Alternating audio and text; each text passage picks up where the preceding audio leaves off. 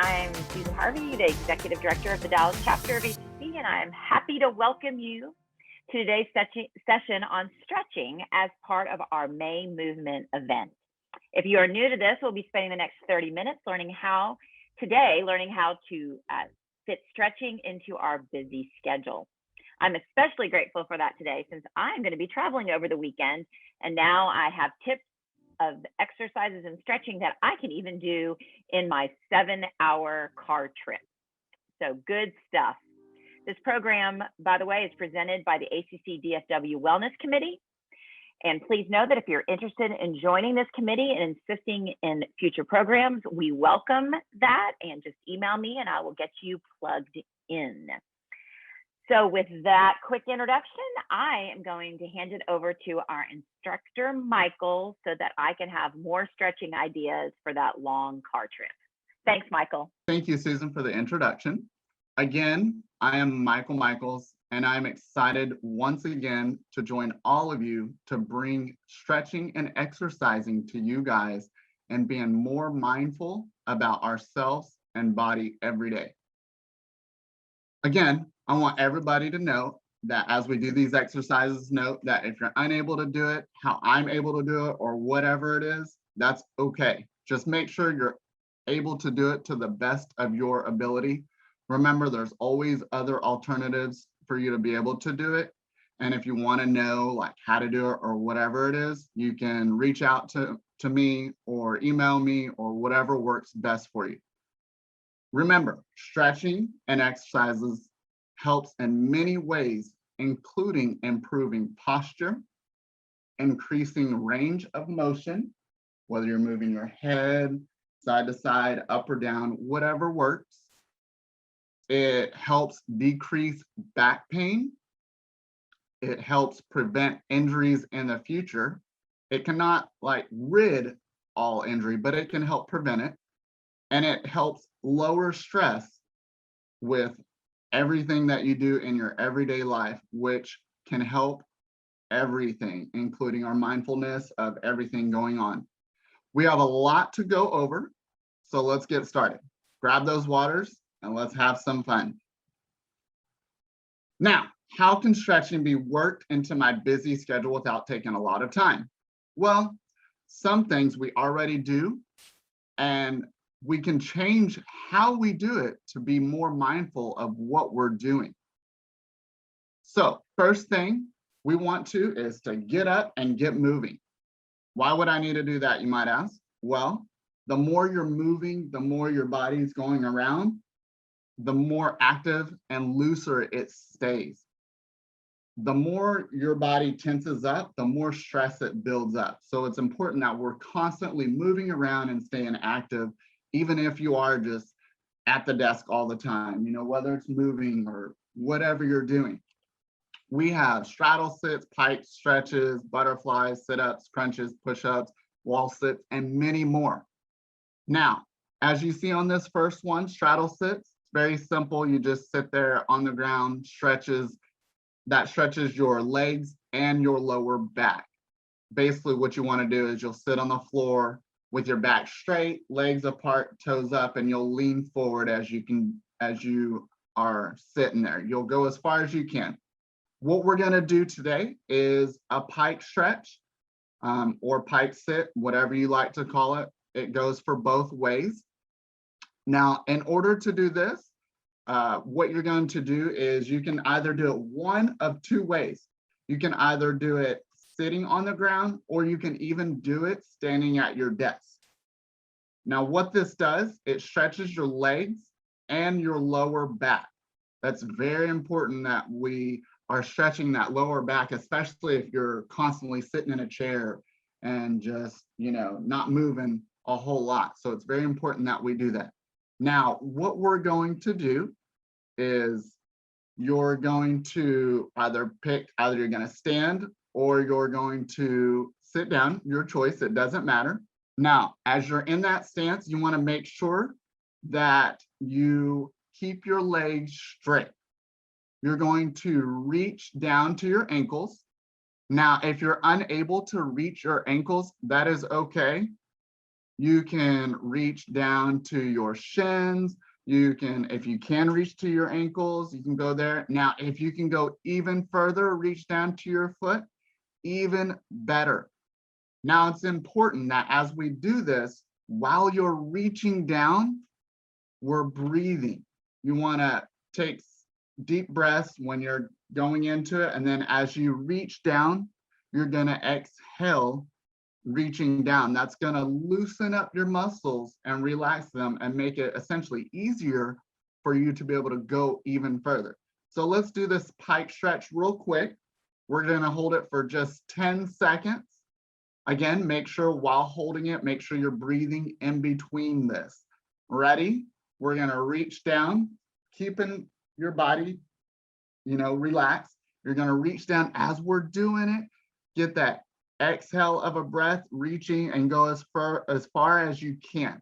When you reach the spot that you can go as far as you can, hold that. We're going to hold it for 1, 2, 3, 4, 5, 6, 7, 8, 9, 10, and then come back up.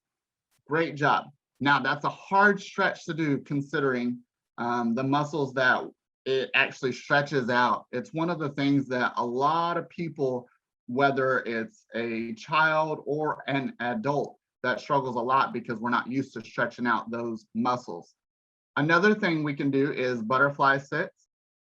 This stretches your legs and your lower back. Basically what you do is on this bottom left hand picture you can see, you're going to sit on the floor. Your knees are going to be bent. You're going to bring your feet together, touching, and you'll lean forward using your elbows, pressing down and pushing down your legs as far as you can go. Again, you can go all the way. If you can go all the way down to your feet, great. If you can't, that's okay as well. You don't have to go all the way down. Just make sure you go as far as you can while being comfortable doing it. Next, on our next slide, we have what's called wall sits. What you're going to do is lean against a stable surface with your back against it flat. We want to make sure we're keeping our back as flat as possible. We don't want to be arching over or, anything like that. You want your knees bent as if you're sitting in a chair. You want to keep your core, abdominals contracted tight. Hold this position for 15 to 30 seconds. Your arms can be either down to the ground like in the picture, or if you want to make it a little bit harder, you can bring them up in front of you, parallel right here, and hold that as well, keeping it up right in front of you. Note, keep in mind of your breathing while we're holding this. It's very important that as we're holding this, we're listening to our breathing technique and how we're doing it. We don't want to just be, we want to take deep breaths from within. Let's try this real quick. We're just going to hold it for 10 seconds.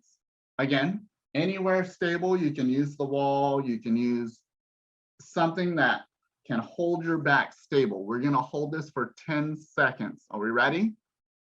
We're going to go 1, 2, 3, 4, 5, 6, 7, 8, 9, and 10. Good job. Now rest, relax. Let's grab a drink of water. If y'all don't already know, I'm always talking about how we need to constantly stay hydrated. So take a drink real quick. Next thing we have is toe raises. Okay, just like Susan said earlier, this is something you could actually do almost anywhere. You can do it in the car, you can do it at your desk, you can do it at home, you can do it while sitting on a bench at the park, wherever you like and whatever is most comfortable for you. Now, this stretches out your feet, ankles, and shins. This can help alleviate future pain in your feet, ankles, and shins. There's a lot of times where you could, just be walking and then somehow kind of tweak your ankle or whatever as you're moving along. If you continuously do this on a daily basis or at least a weekly basis, this can help alleviate that future pain that you could possibly get. What you're going to do is you can sit in a chair or wherever you can, somewhere comfortably that is stable. Make sure you keep your back straight, keep your feet flat on the floor and together. You're going to keep your heels on the floor. Then you're going to slowly raise your toes as far as you can, go up comfortably without causing any pain. And then you're going to do it, pull your feet back down to the ground. You want to repeat this about 10 to 15 times, depending on, how it feels on you. This can be done, again, anywhere you are, and it's pretty simple. So let's just do 5 of them real quick. Ready? We're going to sit there again. We're going to lift our foot up. And then back down, that's 1. We're going to lift it up again. And then back down, that's 2. We're going to lift it up again. Then back down, that's 3. Lift it up again. Back down, that's 4. Lift it up again. Back down, that's 5. Great. Now, as you're doing that, think of how it stretches on your ankles and notice how it feels. Next, I want to touch base on hand weights. You can have these at your desk, or if you don't have hand weights, you can use water bottles that's filled up with water. Yes, that can work. We can use anything. If you do have hand weights, there's several different kinds. You can have hand weights like this, or as you see in the picture, just regular sized hand weights. You want to use something that's obviously not too heavy. We want to make sure that whatever hand weight you do, we don't want our wrists to be bending down like this. We want to keep it aligned and straight with your arm. So obviously, if you get something too heavy, it can either pull your wrist down where you're straining, or you're having to fight and keep it up. So it's very important that you choose something 1 pound, 2 pounds, 3 pounds, depending on, obviously the person. Again, like I said, if you don't have any hand weights, a water bottle can work just as well. So it's pretty simple. You're going to keep your arms bent at the elbows. You're going to, and for the first picture, you can see you're going to rotate your hands 90 degrees. What you're going to do is basically just move up and down, up and down. Nothing moves. You're just bending at your elbows, keeping your wrist straight, aligned with your arm as well. Head forward. This helps strengthen your wrist and arms as well. You can either do this with your fingers facing each other, or you can do it with your fingers facing down. Either way works. Make sure that you keep your wrists straight, aligned with your arms. We don't want to break basically that alignment from your fingers all the way to your arm. It's very important that we keep that nice and straight as we do this exercise. Again, try to do it, anywhere from 10 to 15 times and then rest. This is something you can do pretty simple. If you're on the phone or whatever, you can do 1 at a time. Okay. Now, our neck stretches that we have on this next slide is a great one. It's a big one. It's something we really have to be mindful of because it stretches out the tension that we have, as we know, a lot in our shoulders. So it's very important that we're constantly moving our head and our neck and stretching it out. What we're going to do is, again, you're going to sit in a chair or something to hold you. Keep your shoulders low. You're going to make sure you're looking forward. Then you will raise your shoulders towards your ears while maintaining a straight back. We want to make sure that we're not leaning over or arching back behind us. okay? And keeping your shoulder blades together. So as you're doing it, it's keeping that back straight and our shoulder blades as much. Obviously, it's not gonna be perfect, and that's fine, they don't have to. Then as you're in this position, you're gonna lower back down to original position. While doing this, make sure to take deep breaths in and out. You're gonna take deep breath while you raise your shoulders. And then as you go down, you can exhale. Again, do this 10 to 15 times, just to stretch out our neck and our shoulders and keep them moving, okay? Now let's grab some more water. As you know, I love to drink, keeping hydrated. Because on this next slide, we're gonna be ready again. Luckily, we're already in a seat position, so we shouldn't have to move anywhere. This is called hip flexions, okay? That sounds interesting. This helps stretch our hips out. Now, a lot of times there could be, some pain in your hips just from walking and you don't know why. It could be because you're not stretching them out and moving them and going and stuff like that. This can help just with your everyday walking. What you're going to do is you're going to sit straight up again. Keep your shoulders low, back straight, knees bent, and feet together on the floor. That is the first position. Make sure that you're looking forward. Then you're going to lift one leg up, bending at the hip. This is something that we can do even in the car. Okay, you're gonna lift it up at the hip, pull it up as high as you can comfortably. Okay, then you will return that leg down to the original position and then switch legs. Do the same thing with the other leg. Repeat this about 10 to 15 times. It also helps keep the blood flowing through your body.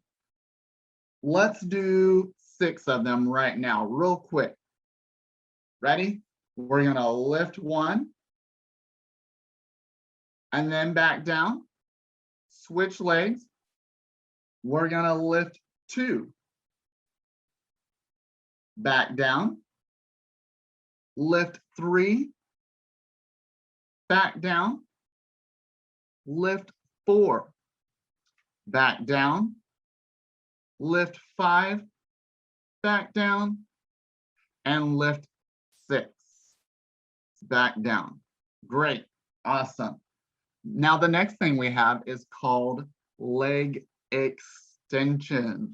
This is a pretty simple one as well. This is another great way to stretch out your hips and your legs. What you're going to do is, again, make sure you're sitting in a chair or something comfortably that's going to keep you stable. Keep your back straight. Keep everything relaxed, but still tighten to where you're keeping your core tight. Your feet will be together on the floor, head looking forward. You're going to lift one leg up and then stretch it out, flexing our heel. Now, if you look and see the foot, you'll notice that my foot is what we call flexed. You will stretch that out, hold it for a couple of seconds, and then bring it down and switch legs. You will do this alternating each leg. Again, try to do this 10 to 15 times. You'll go lift up, stretch out one leg, hold it, and then back down. Okay? If you haven't already, make sure you get another drink of water. Now, how about we stretch our abdomens or abdominals, whichever you like to call it. Okay? This helps with our abdomens and back muscles.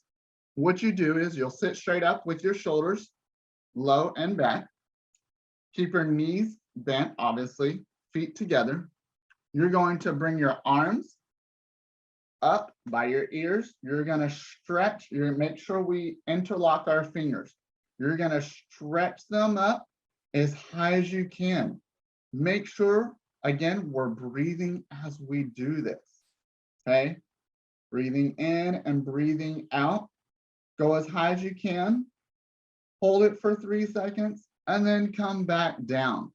Try to do this again 10 to 15 times each time if you have the ability to do it. Okay?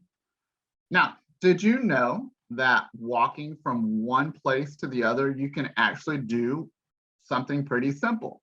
It's called lunge walks. Okay? Now, you're already moving, so why not add a little exercise to it while doing this? This is simple, and it stretches out your legs and your hips while doing this. Try to do, 10 to 15 as you're going from one place to the other.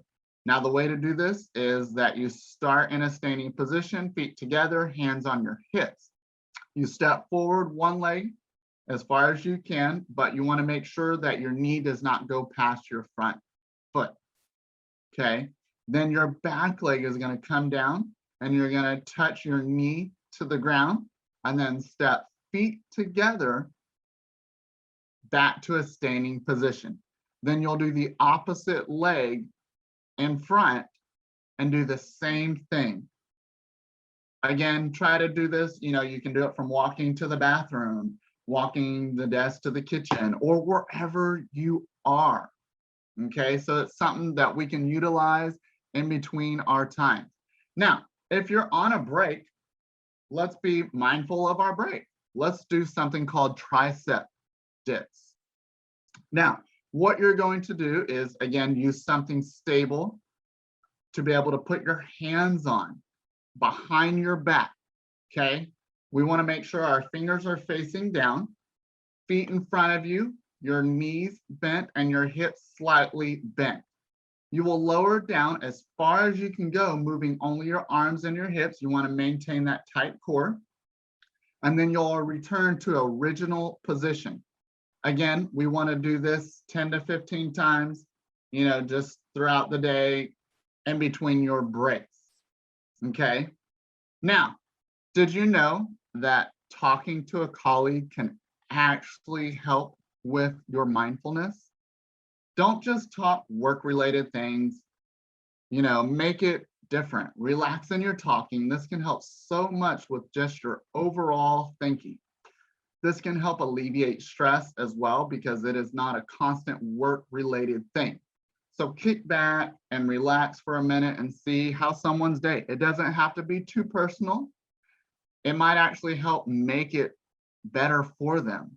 I love to converse a lot, and at times I've been told, just by talking to them, I made their day, and that to me makes it a lot better for me because I love helping out other people. Now, being mindful is not only in the work zone, you also need to incorporate it at home and with the family as well, if you can. Being around your loved ones can help a ton, de-stress, and just help with your overall well-being. You can incorporate more bonding time, laughter, and just overall fun. So work out at home. This is something you can do with the family, like I said, as well as making it fun by making it a game. Do some mountain climbers or bear crawls. See who can do the most in 30 seconds or who can crawl the fastest. This helps de-stress and make you more mindful of things because you're not holding on to all that stress. You're not thinking about everything that's going on. You become more aware of how you're doing something because your mind is relaxed and more mindful of the surroundings and what's going on. Now, burpees can be fun and hard at the same time. Again, something you can do with the family. Make it a contest. What you do is stand up straight, then go down to a squat position, jump your feet back and be in a push-up position. Bring your feet back to a squat position after you're in that push-up position, and then you're going to jump up as high as you can. If you tell the kids, if you have them, to jump up as high as they can, then it makes it a little bit more fun for them because kids love to jump. Okay, try to do that about 10 to 15 times. Now our next one is planks. This is fairly simple and easy and hard at the same time, depending on the person. Now, I do this with my child, and we have a contest of who can hold it to the set number that either I pick or she does. Now, I, of course, can do it the whole time, but sometimes I struggle just to give her the satisfaction that she can beat me so long as she tries the hardest that she can. You can do this either on your elbows or with your arms straight. Hold it for 30 seconds. If you can do this 3 to 5 times, as it becomes easier for you to do, then make the time longer and make it more challenging. Make sure to engage your core and keep it tight the whole time. Grab some water real quick. We're almost done. Now, this next thing, kids absolutely love. You can either do jumping jacks or star jumps. Now, for star jumps, it's kind of like jumping jacks. So you start feet together. And what you're going to do is you're going to explode, jump up, making your body in an X position. I always tell the kids, act like you're a rocket and you're going to explode. We want to make sure as we're doing this, keeping our core tight the whole time, as we're doing this. So it's very simple. Again, try to see how high they can jump. They love to jump, so make it fun. One of the things I want to go over real quickly is, touch on our eating. Some helpful tips is to eat slower. Try to listen to your physical hunger versus just eating just because, and eat until you're full and not overly full. Notice the different effects that each food has on your body. If something bothers you, then it might not be the best thing for you to eat. Engage in your senses by noticing colors, smells, sounds, textures, and the flavor of what you're eating. This can help you notice food more and what you enjoy more as well. If you eat fast, then you may not realize how full you really are. It's a common thing for binge eating. By eating more mindfully, you restore your attention to slow down and therefore creating a better eating habit. Okay. By knowing your triggers, you can create a space between them and your response, giving you the times and freedom to choose how to react, to those certain foods. So be more mindful of how you eat, what you eat, and when you eat. It's good to eat, sporadically and eat your most important meals, breakfast, lunch, and dinner, and eat snacks in between. Again, thank you for attending the May Mindful Movement as we continue to learn what all we can to do to help be more mindful in ourselves and our body. Tune in next week as we go over stretching, posture, ergonomics. Again, if you have any questions or comments, please do not hesitate to email me. There's my information, or reach out to us, and I appreciate all of you. Thank you so much.